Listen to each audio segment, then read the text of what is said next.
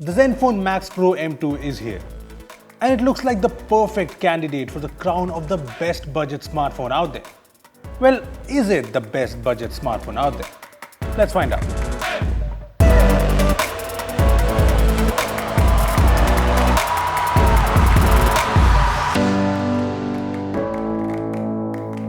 Hey guys, this is Rupesh from Beebom.com, and I've been using the ZenFone Max Pro M2 for almost a week now. So this is a ZenFone Max Pro M2 review.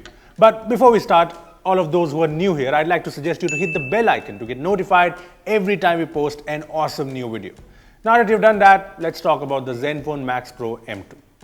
Let's start off by talking about the ZenFone Max Pro M1, which is a phone I recommended to a lot of people. And I did that because the M1 was a solid smartphone with a great bloat-free experience, a battery that was unmatchable in its segment, and some consistent performance. So yes, the ZenFone Max Pro M1 was a great smartphone, but I had quite a few complaints with it as well. I always found the design to be bland and dull, and the cameras, even on the 6GB RAM version, were disappointing. But now the ZenFone Max Pro M2 has arrived, and after using it for a week now, I can tell you that this is another Zen phone I will be recommending to a lot of people. Let me tell you why. The ZenFone Max Pro M2 not only fixes the issues I had with the ZenFone Max Pro M1, it brings additional changes that really make it a great budget smartphone. First off, the dull bland design is gone. The Max Pro M2 features a premium glass-like finish on the back, and it certainly looks great. It is plastic, but the finish here gives the phone a very premium look and feel. So it's all nice, but there's one problem. Even though the back here is not glass, it behaves like glass. What I mean is the back here is very prone to scratches. Look at the scratches on our unit here, it's insane. Even the glass-backed phones we have don't have as many scratches as the Max Pro M2 does. I think this is the reason Asus bundles a case with the phone.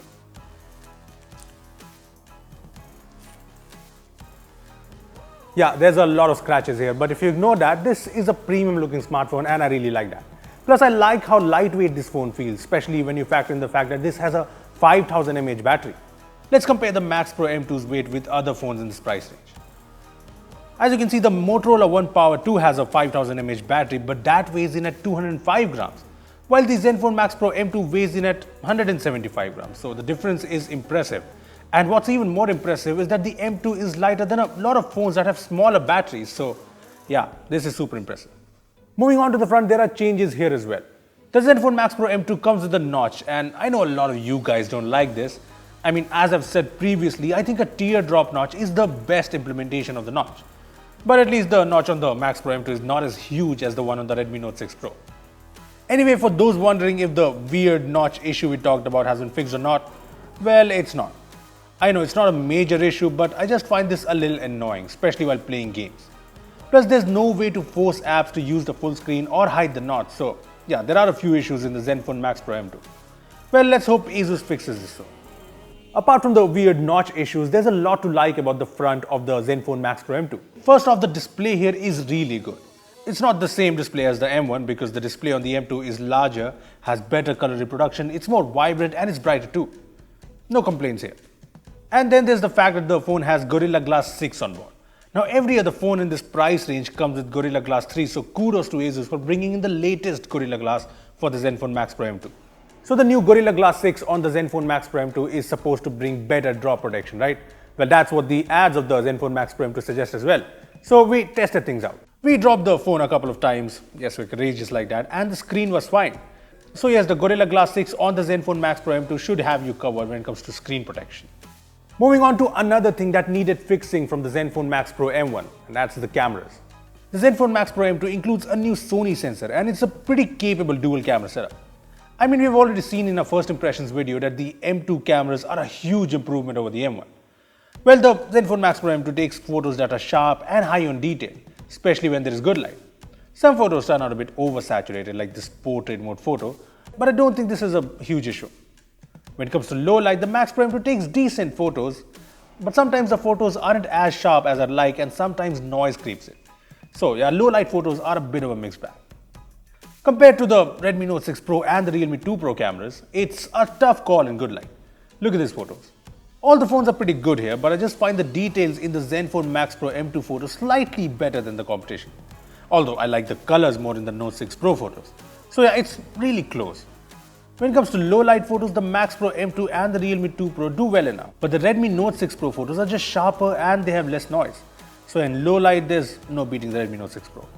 When it comes to videos, the ZenFone Max Pro M2 comes with 4K support, which is something a lot of budget phones miss out on, so that's good. Here's a 4K video shot from the phone. As you can see, the video quality here is pretty nice with the colors looking good and things looking sharp. Yes, the stability is not very good, and that's because EIS here kicks in only at 1080p.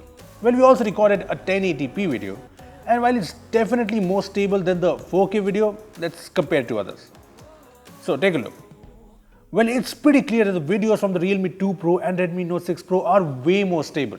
It's a huge difference really. And it's surprising because all of these phones come with EIS. Anyway, coming to the front cameras, the ZenFone Max Pro M2 takes some decent selfies when there's good light. Take a look. As you can see, the selfies in good lighting have good detail and good colors. However, things aren't as good in low light. The selfies in low light generally turn out to be soft and they have a little noise in it. When compared to the Note 6 Pro and the Realme 2 Pro, the ZenFone Max Pro M2 compares well in good lighting, but not so much in low light. And if you're wondering, yes, there's no portrait mode on the front yet, but ASUS is bringing that in an update very soon. So it's pretty clear that the ZenFone Max Pro M2 does not have the absolute best cameras in this price range. But I think it's decent enough for the price, and I think that's good enough. Okay, so the ZenFone Max Pro M2 fixes two of the biggest issues of the M1, the design and the cameras. But there are other upgrades in the M2 that make it a great budget smartphone. I'm talking about the performance. The Snapdragon 660 in the ZenFone Max Pro M2 is a great upgrade from the Snapdragon 636 on the Max Pro M1. In benchmarks, the Max Pro M2 obviously beats the Snapdragon 636 phones out there, like the Note 6 Pro, the Nokia 7.1 and the Motorola One Power.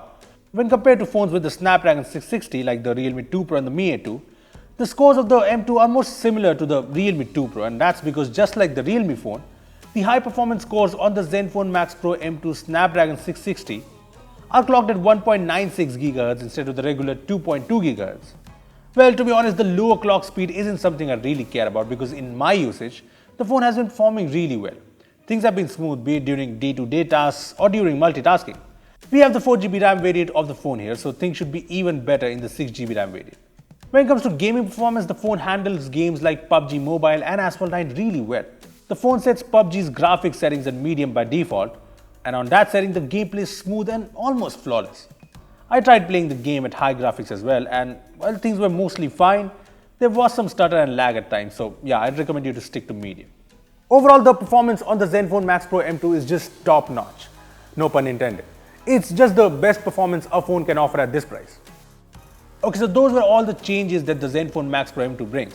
All the other specs and features remain the same, and that's not a bad thing at all. I mean, there's again stock Android on board, and while I was disappointed with audio here, ASUS has promised the Android Pie update to arrive next month, so that sounds good. And I just prefer the stock Android experience.